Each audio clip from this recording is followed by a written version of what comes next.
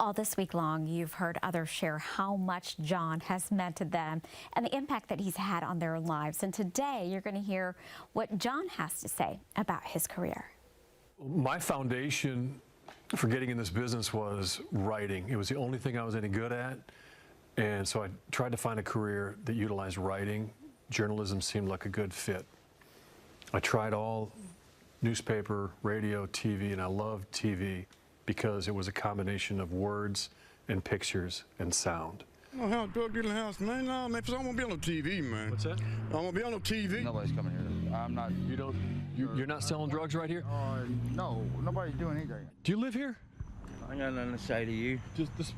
Are you guys selling drugs out of that house right there? They stole the country. What do you guys know about this? I don't know nothing about none of that shit. Let's go now! The scariest situation that I've ever been in was after one of my undercover drug house stories. My wife and child, they were taking off for school, coming back in the house crying, telling me that the house had been graffitied up. So I woke up and went outside, and somebody had spray painted death threats and graffiti all on one side of our house and the garage door and all the way around it.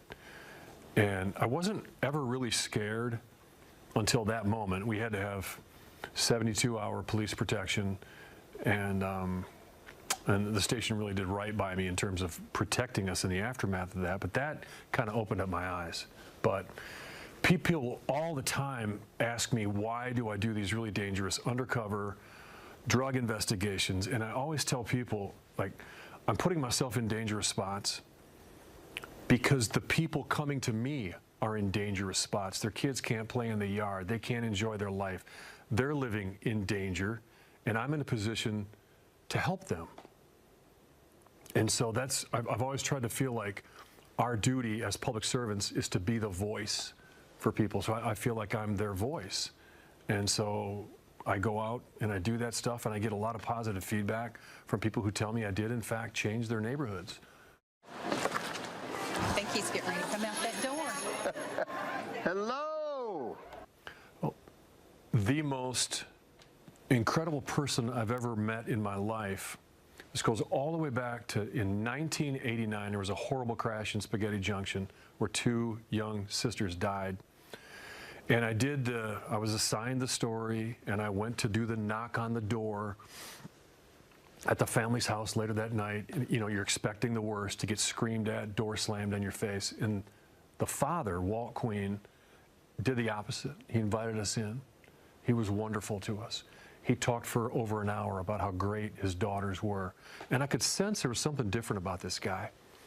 And then fast forward a couple years later to when the trucker that was found guilty in the crash that killed his daughters was getting ready to get sentenced to prison, and Walt Queen stood up and said, Your Honor, I would like this man not to go to prison. I would like to give him probation.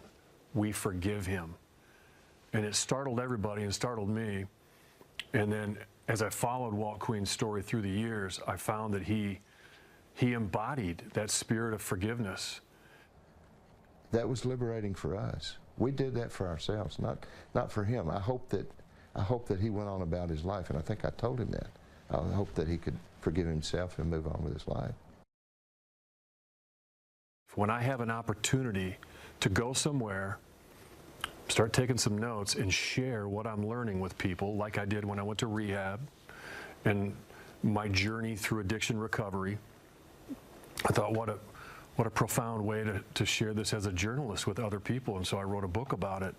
And I found that exponentially paid dividends and helped other people. And so I've tried to do the same thing in my life every day, whether it's on the air as an anchor, sharing things that happened to me. When my daughter was almost killed in an accident, sharing.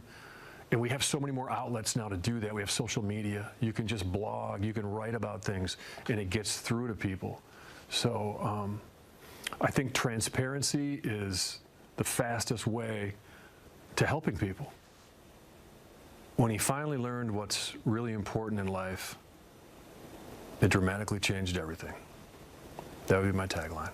When I finally went to rehab and went through crises and got counseling for my own problems, when I finally learned what's important in life. It changed everything. Wow, that's powerful. That Walt Queen story? Yes, I wanted to talk about that. Right after we aired that again here a couple of weeks ago, minutes later, I got and I read you the email, didn't I? Yes. Yeah, I read Myra an email from a woman who said, wow, I just saw that story, and my 28-year-old son got killed, and I've hated that person who did it ever since, and that story has changed my life, and now I forgive him, and that is the right thing to do. Like, that story, hooked on Walt Queen's courage and sense of forgiveness. So Walt, via my story, changed somebody's life. Yeah. How they go forward. And just think, you know, if because of your retirement, the timing of all this, you know, that person at home saw that story and it changed them. Yes. That moment, because of what's happening in your life right now, changed them, your story. We have a lot of power. Yeah. And a lot of responsibility comes with that. We have the power to ruin people. We have the power to lift up people. You know what I mean? We have to be really, really responsible with fairness. Absolutely. But finding stories like Walt Queen and getting them out to people is what changes lives. Absolutely. And you sharing your own story, I think, John, that's so remarkable. Like, to put it out there and encourage people that there is hope. That's life-changing, too. Yeah, that video we showed was Castaway. That's my second book. The first one I was talking about in that was On the News, in the News. And I've had so many people come up to me afterward and say that has changed my life. But expressing our vulnerability, our transparency and our vulnerability, not afraid to talk about when we have failed in life, is what makes us happier and then helps other people. Absolutely. Thank you, John. Thank you, Myra. All right, we'll be right back.